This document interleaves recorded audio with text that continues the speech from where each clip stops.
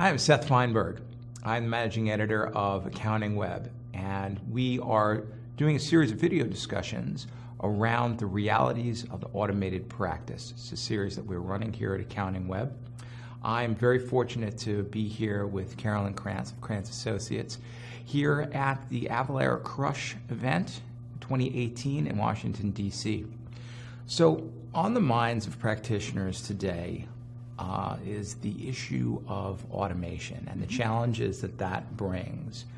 You did a session on the digital tax tsunami, and a lot of people are talking about this as a very intimidating thing, and they want to get their heads around it because, like it or not, digitization and automation of nearly everything that a practitioner and that a business does these days is automated. So what do you think are the biggest blockers to effective automation?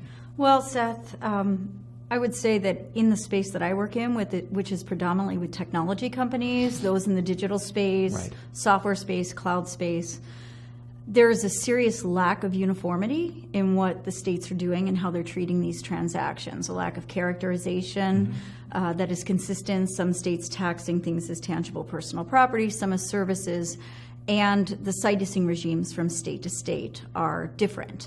And that raises a problem for companies who are trying to automate, because in trying to automate, you need to program a system to hopefully uniformly make tax decisions. And when you have these subtleties from state to state that you need to account for, it becomes difficult because the system itself may be capable of distinguishing and working through these subtleties, but if the customer cannot feed into the system the information that is needed to make a tax decision, that becomes the problem. So when companies are working with their invoicing systems that have very specific fields that are critical to a tax decision, the ability to feed that information into an automated system to distinguish, for example, is software delivered in tangible form versus electronic form. That impacts the tax decision.